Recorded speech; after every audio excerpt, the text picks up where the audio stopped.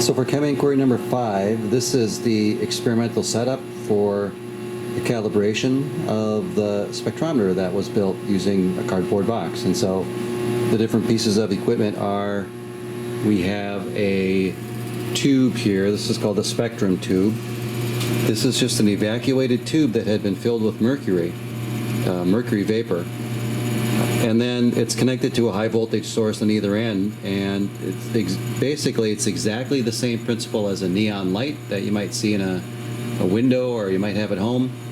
And just high voltage excites those atoms of mercury, and they give off very characteristic wavelengths of light, as we're learning about in the quantum model of the atom. So that's a light source we're going to look at, and then we have over here our spectroscope that we built. And so let's just crack that baby open and look inside. So you can see on the left-hand side the kind of bluish slit. That's the light coming through the gap formed by the two razor blades. And then on the right over here, that's the scale that we would read. It's just a made-up scale. Could have been anything. It doesn't really matter because we're going to calibrate our readings based on this scale to actual wavelengths. And then at the front is the diffraction grating. So what happens is you as an observer or the camera lens are going to sit outside here and look through the diffraction grating. And if you look right at the light, I can zoom it in there, all you would see is just the same thing. It's just the light coming through the slit. But for the diffraction grating, remember when we looked at these, the spots, the diffraction was off to the side. So if I turn my head off to the side, so those lines are not actually inside the camera or inside the spectroscope. They're on, in this particular case, on the detector of the camera, or if you look at it with your eyeball, that image is on the eyeball itself. It's actually what we would call a virtual image. So it looks like it's coming from the right, but it's actually the light waves that have been bent by the diffraction grating, and they appear up in your eyeball, on your retina, not in straight lines to the light source, but angled off to the side. And so the next video, we're going to take a close look and see if we can make measurements of these lines exactly.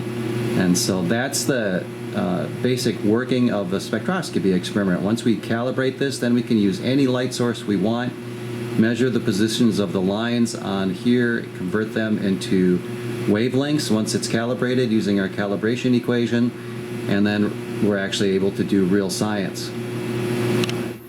So what we've got here is an image, a live image of the spectral lines of the mercury spectrum taken with our box spectrometer that was built. So what we're looking at are the four major lines of the mercury spectrum. So on the right hand side you should see two very closely spaced yellow lines right next to each other. And then going left there's a bright green line, bluish green. And we're going to go all the way to the left and look at that sort of violet purplish line. There is a slight green line right around 3.5 on the scale that we're going to ignore. That's from some stray light.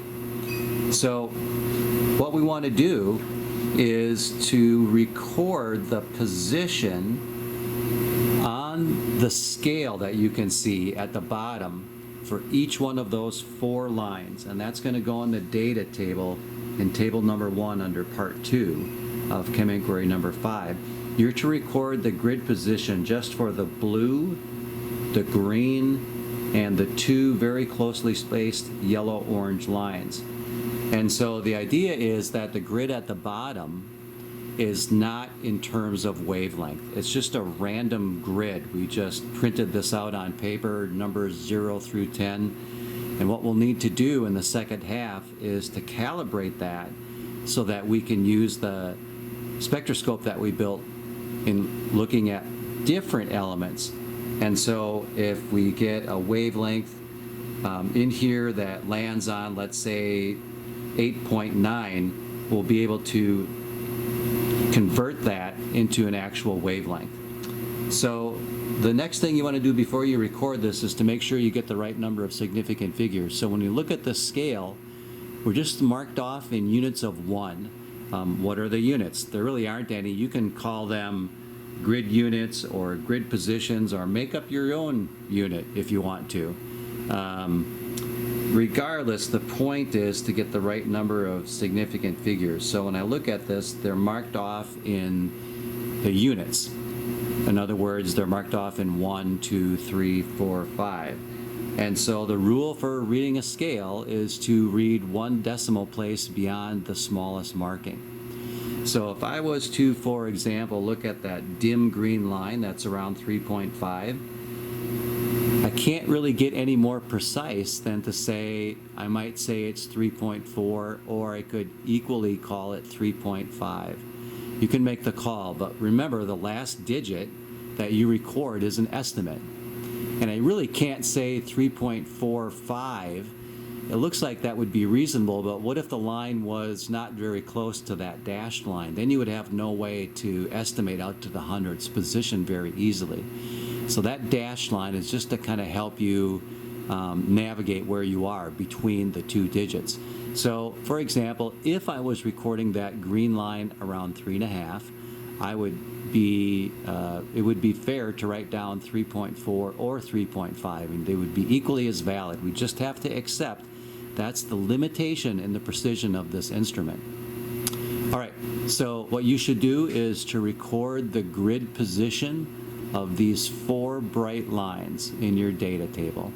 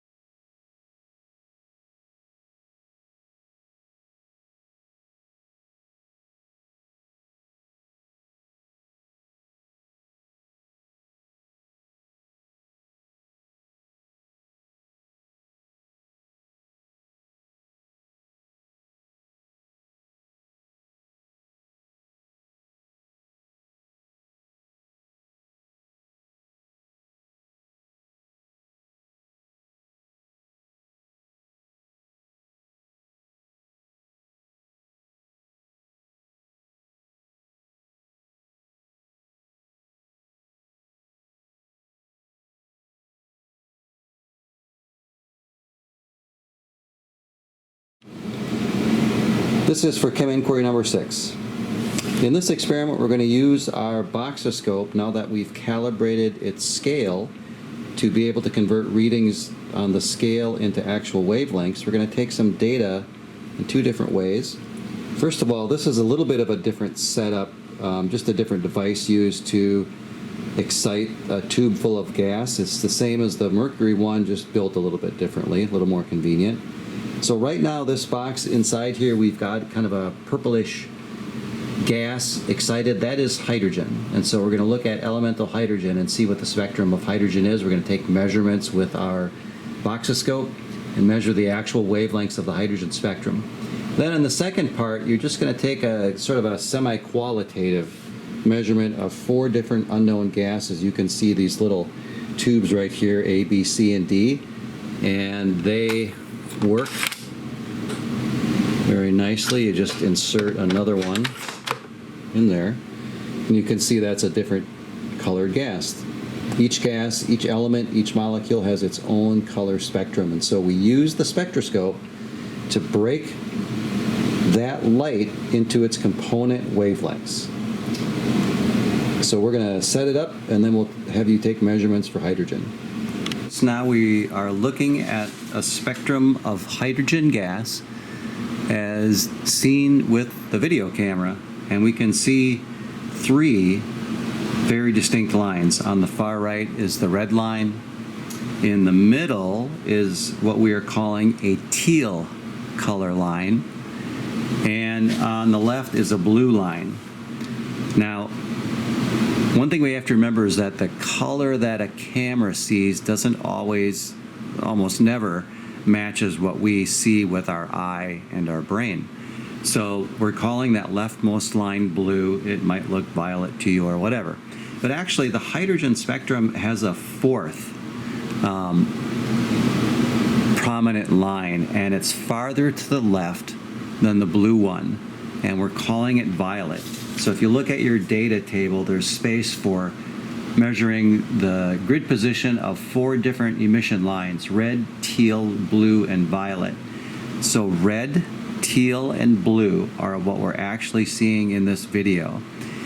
Unfortunately, the camera is not sensitive enough at this low light level to pick up the violet line, which would be farther to the left than the blue one. And so we're going to actually give you that measurement. I can see that with my naked eye, and I'm going to make a measurement and give that to you after this video is done. And so let's have you now, as best you can, remember to the first decimal place, record the grid positions on your data sheet in table number 1. The grid positions of the 3 visible hydrogen lines that you can see in this video. This is Chem Inquiry number 6, part 3, where you're going to look at the spectra of 4 unknown gases labeled A, B, C, and D. And later in the analysis, you're going to try and match their spectrum to the real gases. So in this image, the most important thing is you're not going to make numerical measurements using the scale. What we want to kind of get is the general overall pattern. And there's a lot of colors in here and a lot of lines. And so for these gases, it's more important to kind of focus on the brightest lines. And so if I was looking at this, I would see bright lines in red. There's kind of a dim green. There's more of a yellow-green bright line, and a couple in the blue. So on your data sheet, you should sort of focus in on where those bright lines are, but if you happen to have crayons or colored markers or something like that, it's also helpful to write down the colors of that. Of course, you will always be able to go back and look at this video when you're doing your analysis. But the main thing is focusing on the brightest lines in the spectrum. So you can pause the video and record that on your data sheet. This is gas A. This is gas sample B. Again, when you make your notes, it's always a good idea to make a note. It's helpful to note the brightness of the lines, which are brighter and which are dimmer. So this is sample B. This is gas sample C. Again, when it's complicated like this, when you do the analysis, it might be a good idea to come back and look at the actual pictures. But again, when you're doing the analysis, it's going to be important to know about what the colors are and also the relative brightness. And sometimes it's helpful to notice where there is no color, an absence of color, when you do the analysis. So this is gas C. This is gas D, as in dog. Gas D.